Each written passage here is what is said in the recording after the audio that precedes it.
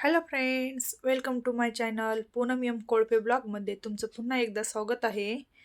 तर आज आपण मी माझ्या लाईफमधलं एक छान अशी गोष्ट तुम्हाला माझ्या लाईफमध्ये घडलेली एक छान अशी गोष्ट तुम्हाला शेअर करत आहे.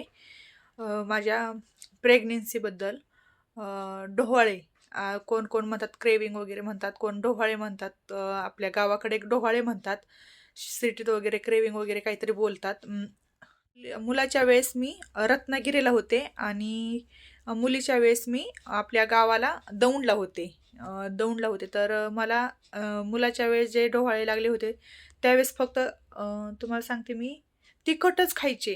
खूप तिखट खायचे आणि तो राहिला. मला राहिल्याच्या नंतरनं मी गावी आले होते. गावी आल्यानंतरनं आम्हाला महादेवाला शिखर शिंगणापूरला जायचं होतं. तर आम्ही CBR होती आमच्याकडे त्यावेळेस. CBRने आम्ही शिखर शिंगणापूरला गेलो आणि एकदम हे गेलो होतो, गाडीवरती गेलो. तो राहिला होता, पण आम्हाला माहीत नव्हतं की आहे वगैरे, असं काही एवढं काही माहीत नव्हतं राहिलंय वगैरे काय. पण आम्ही एकदम फास्ट गेलो. येताना सुद्धा आम्हाला अर्जंट घाईच होती. कुणाचा बर्थडे होता त्यामुळे आम्ही लवकर तिथून घरी निघालो संध्याकाळचं. तर त्यावेळेस तो राहिला, पण काही त्यावेळेस झालं नाही आहे देवाच्या कृपेने. आमचं त्यावेळेस पण खूप छान झालं आणि श्रेयांश राहिला आम्हाला. श्रेयांश राहिल्याच्या नंतरनं तुम्हाला सांगते मी, लगेच आम्ही 2-3 दिवस इथं गावी थांबलो. गावी थांबल्यानंतर त्यांना जायचं होतं कामाला. कॉलवर कॉल येत होते ऑफिसचे. त्यामुळे त्यांना जायचं होतं म्हणून आम्ही परत लगेच गेलो. 2-3 दिवसांनी आम्ही रत्नागिरीला गेलो. रत्नागिरीला गेल्यानंतर मग मला त्रास वगैरे व्हायला लागला. एवढा त्रास नाही, पण उलट्या वगैरे नॉर्मलच्या अगोदर झाल्या. थोडेच होत होत्या, पण एवढ्या नव्हते. फक्त मला चक्कर सारखी येत होते त्याच्या टायमिंगला. थोडीशी चालली की चक्कर यायची, थोडी चालली की चक्कर यायची. अंगात विकनेस होता का काय होतं काय माहिती, पण थोडी चालली की मला लगेच चक्कर वगैरे यायची. मी तिथे आम्ही फिरायला वगैरे मला ते मिस्टर घेऊन जायचे वगैरे तिथे मस्तपैकी. पण असं चिडचिड भरपूर व्हायची माझी. असं काही खाऊ वाटत खायला म्हटलं तर मला फक्त तिखट लागायचं त्याच्या वेळेस. आणि तो आत्ता सुद्धा ना एवढं तिखट खातो ना, काय सांगायचं नको. त्याला तिखटच अजून पण आवडतं. मिठातली भाजी तो अजिबात खात नाहीये. त्याला तिखटच लहानपणापासूनच त्याला सवय लागली तिखट खाण्याची. आम्ही तिथे तिखट खाण्याची लहानपणापासून सांगते. आम्ही तिकडे रत्नागिरीला होतो त्यावेळेस मलाच वैयक्तिक खायला तिखट आवडायचं. त्याच्या वेळेस तो होता त्यावेळेस. असं दुसरं एवढं काही आवडत नसायचं. आणि हॉटेलला आम्ही एकच हॉटेल असायचं. त्या हॉटेलला खायला वगैरे जायचं, जेवण वगैरे करायला. मस्तपैकी संध्याकाळचं ते ऑफिसवरून आले की आम्ही जेवण करायला वगैरे जायचो. आणि पुन्हा परत तुम्हाला सांगते तिकडे शाळं बोलतात आणि आपल्या इकडे नारळ बोलतात. नारळ पाणी आणि तिकडे शाळं बोलतात. तर तिथे मी ₹60 2018-19 मध्ये मी होती ना. 2018 मध्ये श्रेयांश होता, मला मुलगा झाला. त्यावेळेस आम्ही ₹60 शाळं विकत घ्यायचो आणि दिसाड मी नारळ पाणी प्यायची. दिसाड. एक दिवसच फक्त मध्ये जाऊन द्यायची.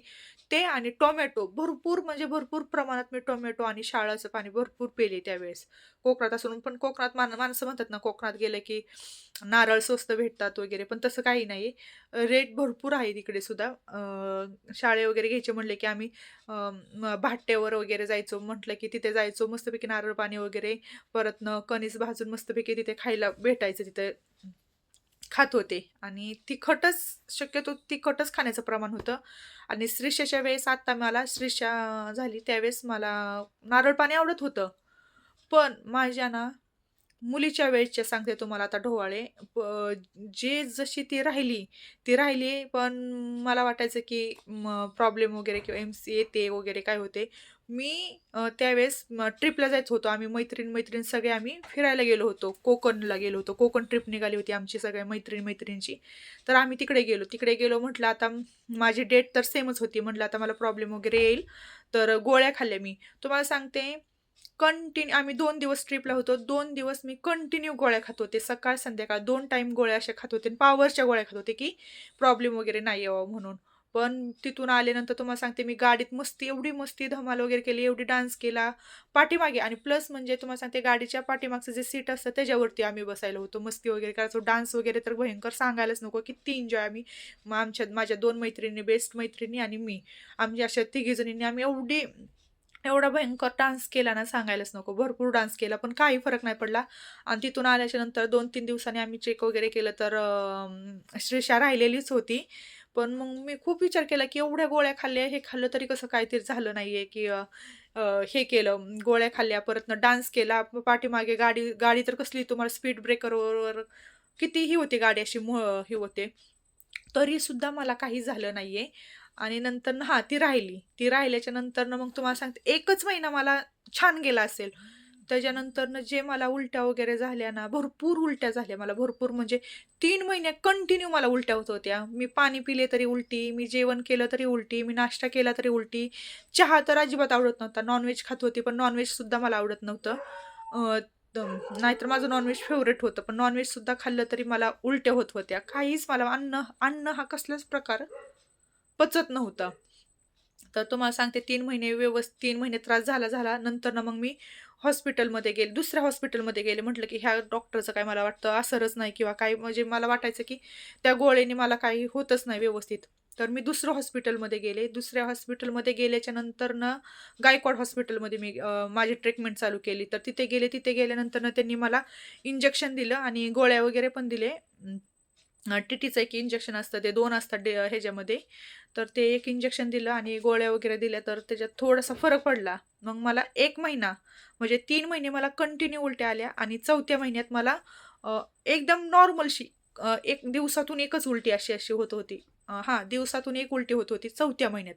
आणि पुन्हा परत 5व्या महिन्यात गेले हे करायला, चेक करायला. त्यावेळेस थोडीशी होत होत्या, पण डबल मार्क वगैरे म्हणून एक असते ती बाळाचं, आणि सोनोग्राफी आणि डबल मार्क म्हणून टेस्ट असते, ती एक टेस्ट वगैरे केली. आणि त्याच्यानंतर 5वा महिना संपत जे आला. उठलीस काय? तिला झोपवली, आता इथे समोरच झोपली ती. आणि तुम्हाला सांगते 5वा महिना संपत जे आला, परत मला जी उलट्या चालू झाल्या, ते 9व्या महिन्यापर्यंत भयंकर मला उलट्या झाल्या, की सांगायलाच नको, की सगळे म्हणायचे. आणि मेन म्हणजे महत्त्वाचं म्हणजे माझं पोट गोल होतं. गोल असल्यामुळं मला जे ते म्हणायचे, की "तुला 100% मुलगा होणार, तुला मुलगाच होणार आहे आणि मुलगाच होणार आहे." 100% सगळेच, कोणच म्हणत नव्हतं, की मला मुलगी मुलगी होणार आहे म्हणून. आणि नंतर माझं पहिलं सीझर असल्यामुळे दुसरं पण माझं सीझरच झालेलं आहे. दुसरं देखील माझं सीझर झालेलं आहे. आणि तुम्हाला नारळ पाणी हिच्या वेळेस पण नारळ पाणी मला भरपूर प्यायला आवडायचं. आणि दुसरं काहीच पचत नव्हतं. काही म्हणजे काहीच पचत नव्हतं. काही खाल्लं तरी उलटी, काहीही खाऊ दे तरी उलटी. पाणी पिली तरी माझं उलटी होत होती अक्षरशः. एवढा मला त्रास झाला होता. आणि नंतरनं तुम्हाला सांगते, आणि मेन म्हणजे माझ्यासाठी श्रेयांची, आणि मुलाचं नाव श्रेयांश आहे आणि मुलीचं नाव श्रीषा आहे. श्रीषा ठेवलेलं आहे. तर दोघांची डेटसुद्धा 12/12च आहे, बर्थ डेट. फक्त महिना वेगवेगळा आहे. ह्याचा आहे 7 आणि ही जे आहे 9. फक्त 2 महिन्याचा डिफरन्स आहे, नाहीतर डेट सेमच आहे 12/12. आणि डेट सेम असल्यामुळे ते एक छान झालं. पण मला त्रास व्हायला लागला. हिच्या वेळेस 9व्या महिन्यात सुद्धा भरपूर त्रास झाला. ओटीत वगैरे असं खाली दुखत होतं माझ्या. त्याच्यामुळे डॉक्टरांनी बोलले, की तुम्हाला सीझरच करावं लागेल. त्याच्यामुळे माझं सीझरमध्येच मी ऑपरेशन देखील केलेलं आहे. सीझरच करून घेतलं. सीझरमध्ये हे केलं, ऑपरेशन केलं. आणि नंतरनं मग सीझर करायला मला आतमध्ये घेतलं. आतमध्ये जायच्या अगोदर म्हटलं, "आत्ता बाबा माझी ह्या शेवटची उलटी असणार आहे." घरून निघाली का त्यावेळेस म्हटलं, "ही माझी आज सकाळची जी असेल ती शेवटची उलटी."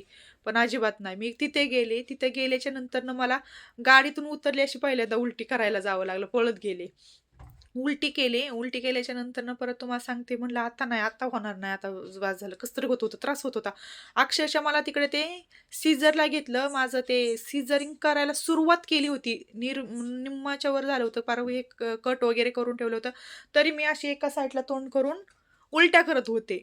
एवढ्या मला उलट्या झाल्या. त्यावेळेस सुद्धा मला सीझर करता 3दा ते 4 वेळा अशा उलट्या झाल्या घाण-घाण. तरी डॉक्टर म्हणायचे, "तुम्ही काय खाल्लंय का? सकाळी तुम्हाला सांगितलं होतं खाऊ नका वगैरे."